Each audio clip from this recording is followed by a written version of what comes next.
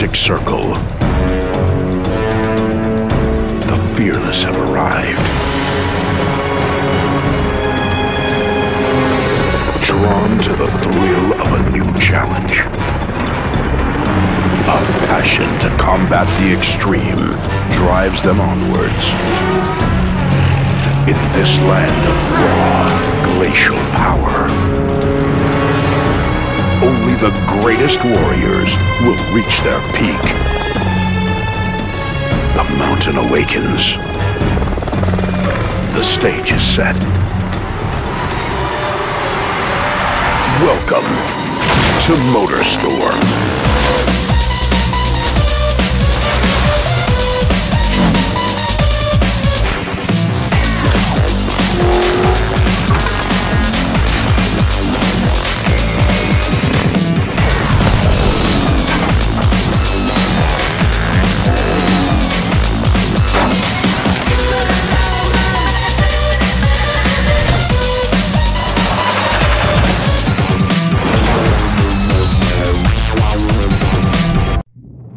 Greetings loyal subscribers and honoured guests. The original entry in the Motorstorm series was a launch title for the PS3, way back in the days when they weren't allowed to put a rumble feature in their controllers. Remember that business? If not, look up Immersion vs Sony on Wikipedia.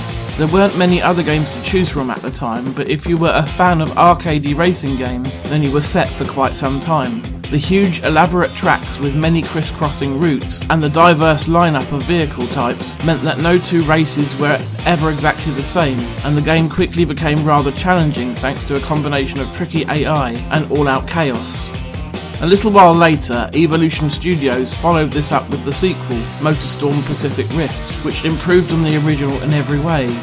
There were more tracks, and the environments that they were set in were also much more diverse, with a set based on each of the elements such as water and fire. The Motorstorm series has been highly lucrative for Sony and Evolution to date, so it's not really much of a surprise that they would choose to develop a PSP and PS2 version, which brings us to the subject of today's episode, Motorstorm Arctic Edge. The PSP development duties were handled by a new team, BigBig Entertainment. They were a subsidiary of Evolution who still oversaw the project as a whole and were made up of ex-Codemasters staff. Yet another team looked after the PS2 port, Virtuos. There are slight differences between the two versions, such as a local split-screen mode being present in the PS2 version, but overall they are pretty close.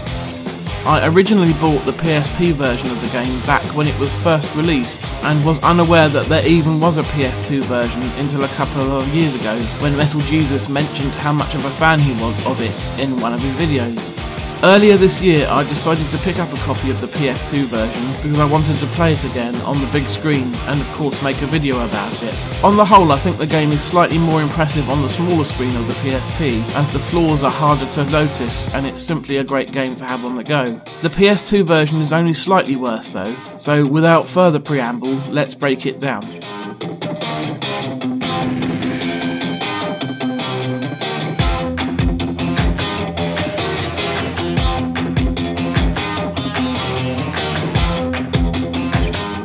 Being released towards the end of the life of the PS2 was extremely beneficial for Motorstorm Arctic Edge because it meant that the developers had really learnt how to coax some impressive and exciting race courses out of the underpowered hardware. The game may be lacking in the high definition of the more fancy entries in the series, but in terms of intricacy, uniqueness and pure fun, the designers really nailed it. These multi-tiered tracks with 3 or 4 branches at a time, high and low roads, and varied terrain like snow, ice, rivers and deep mud are really the hallmark of the series alongside the multi-discipline races, and I believe they are just as good here as they are in the other games. The colour palette can be a bit one note at times, with the game being mostly white and brown, though there is some nice use of lighting to help mitigate this. The game moves at a nice pace as well with next to no slowdown, though there is the occasional instance of pop-in which can detract from the experience ever so slightly. This is more pronounced in the PS2 version where you're playing on a bigger screen. Other than that though, Motorstorm Arctic Edge is extremely impressive.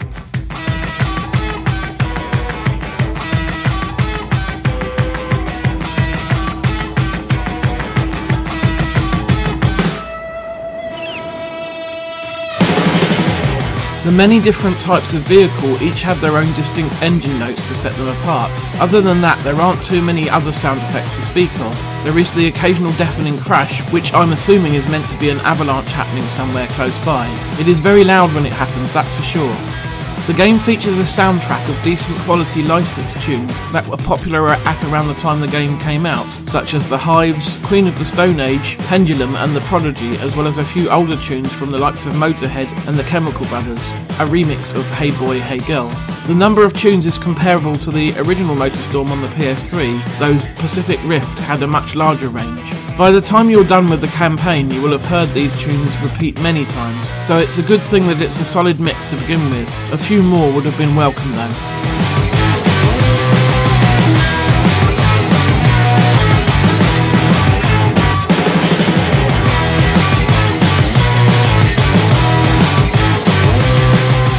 The single-player campaign within Motorstorm Arctic Edge is spread over 8 ranks of increasingly more challenging events, with each rank consisting of a dozen or so races.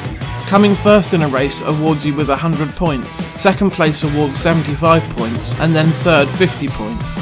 There is a certain point threshold that's required for each rank, with the target getting increasingly tight as you progress through them. Certain events along the way offer an extra challenge which award you with a star if you pass them. These include things like staying in first place for 10 seconds in a row, or finishing the race within a set time. In turn, these stars then unlock bonus events that are a little different from the standard races. You may have to pass through a series of checkpoints before your timer reaches 0, or be the first to reach a score of 999 by staying ahead of the pack for as long as it is necessary. Your reward for passing these bonus events: more points. So it's in your interest to try them and attempt to score the minimum at the very least. You will also unlock more vehicles for each class, as well as customization options such as liveries, different body kits and tyre styles. Speaking of the vehicle classes, these vary from lightweight types such as dirt bikes, ATVs and dune buggies, through the medium weight classes like cars and mud pluggers, to the big boys like snowplows and big rigs. Each type of vehicle does feel uniquely different to the others. My personal favourite is the buggy because it has just the right mix of speed, balance and handling, though it is fun to smash everyone to bits in a truck as well.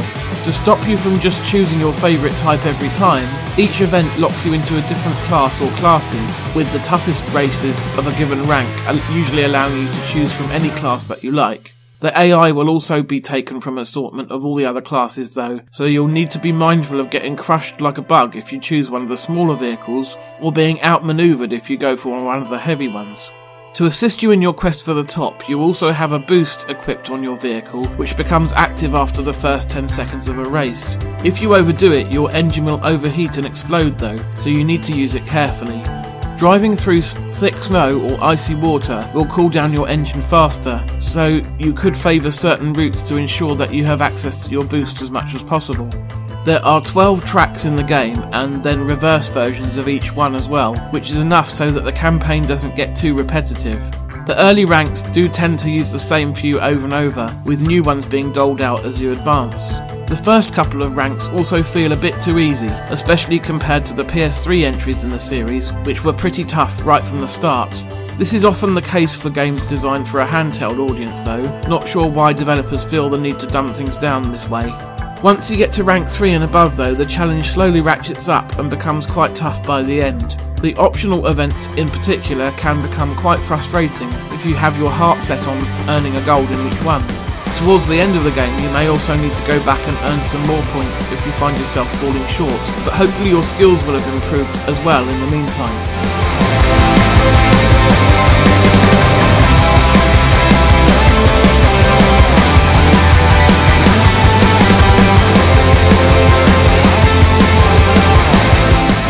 With this being the third iteration in an established series, it is fairly low on innovation. However, that Motorstorm games are well known for their complex track designs, and Arctic Edge doesn't shirk in this regard.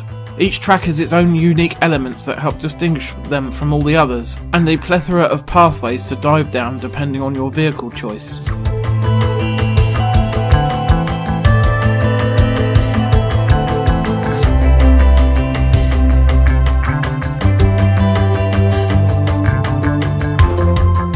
My copy of Motorstorm Arctic Edge cost about 15 quid, which I would say is a fair enough price. It's still quite a bit more than a lot of PS2 games go for nowadays, but it's still far from the silly money that you have to fork out for the rarer titles. You can expect the single player campaign to last roughly 12 hours, which is a nice length for a racing game.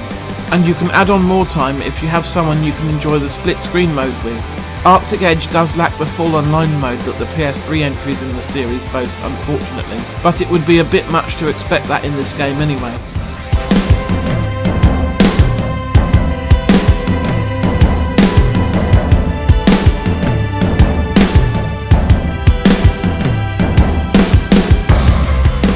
Motorstorm Arctic Edge is a ton of fun and a valuable addition to the PS2's library of quality racing games. In terms of the overall series, I would rank it second behind Pacific Rim and place it slightly ahead of the original game. Apocalypse would place dead last. I'm not really a fan of that game at all, but more on that at a later date.